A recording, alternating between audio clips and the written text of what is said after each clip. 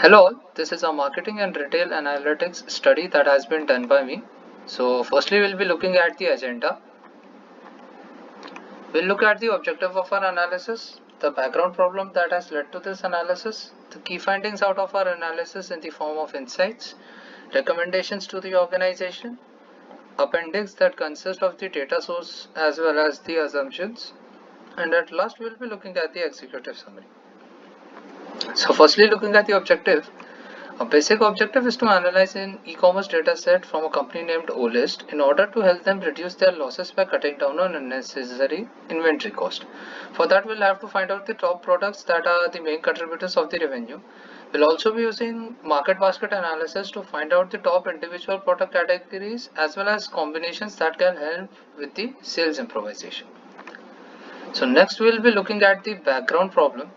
So OList basically is an e-commerce company that has faced some losses recently. In order to reduce these losses, they want to reduce any unnecessary cost that they might be bearing because of holding the inventory. For that, they want to analyze the purchase behavior of customers so that they can cut down on the inventory without hampering the sales or revenue much.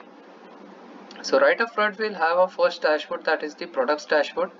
Here we have found out the top 20 products by order quantity as well as by revenue and the contribution of each of the products in the total revenue and the order quantity in terms of the percentage running totals.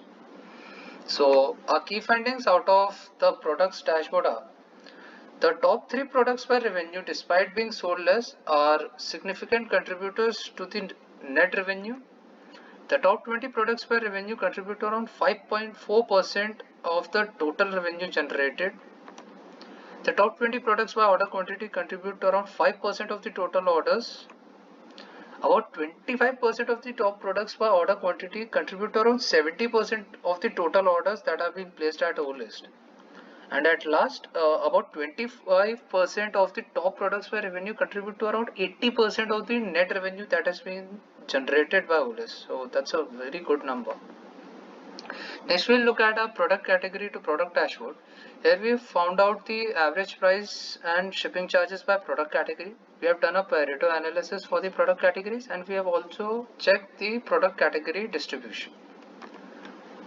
So our key findings from the product category to product dashboard are the average price and shipping charges for computers product category is the highest, but the number of orders placed are significantly low. Toys is the highest selling product category and the price and shipping charges associated with it are quite low.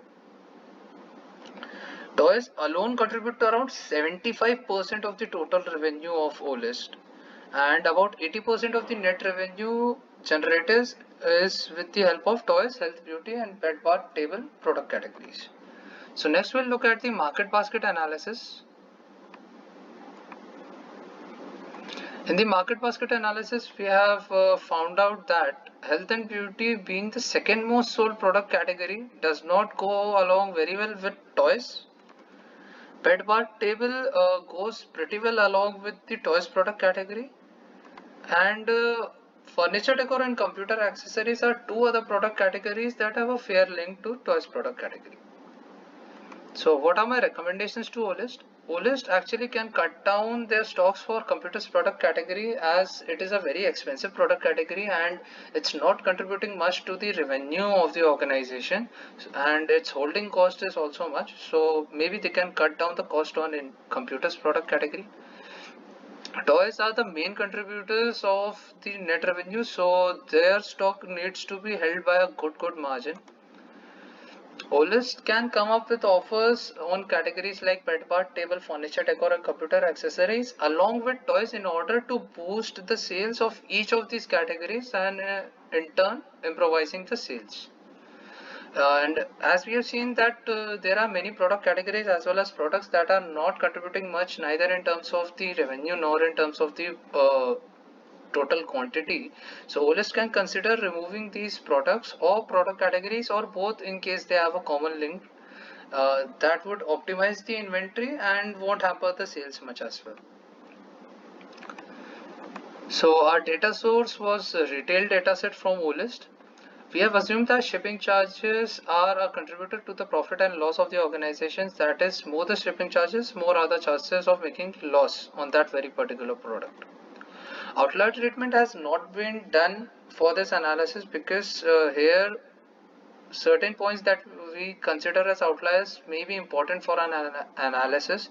So removing those would lead us to losing certain important pieces of information important for an analysis. At last, we'll have an executive summary with a brief explanation of the assignment. So we firstly start off things by data cleaning and understanding. In our dataset, basically we have 5 sheets, that is orders, order items, customers, payments and products. For each sheet, the data was treated and read with the help of different Python libraries. So coming up to the first sheet, orders, there were no duplicate values. Orders with order status as delivered were filtered. Missing values of timestamps were imputed as per the requirement and there were no outliers detected. There were no missing values, no duplicate values in the order items table, and also outlier treatment was not done because it may lead to data loss. In the customers table, there were no missing values, duplicate customer IDs were dropped, and there was no outlier detected. In the payments table, there were no missing values, duplicate order IDs were dropped, and outlier treatment again not done because of data loss. Products table, the missing values of the product category name were imputed with mode, product weight with median, and product height, length and width with mean, and there were no duplicate values in this table. After the complete treatment, the clean dataset was exported to retail dataset cleaned Excel file as the same sheet names. Next, for our market basket analysis, actually we needed to form a completely different dataset with a combination of products table and the order items table. We did this with the help of Excel Power Query Editor by forming an inner join between the two tables and fetching out the required columns and exporting the new dataset as market basket dataset.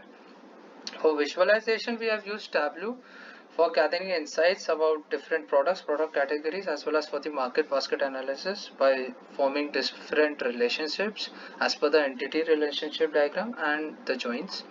So here we have found out the top 20 products by revenue and order quantity, the top 25% products and their contribution in revenue as well as quantity, average price and shipping charges for different product categories, total orders per product category, Pareto analysis and market basket analysis for both single category as well as combination of two categories. So that is it. Thank you very much.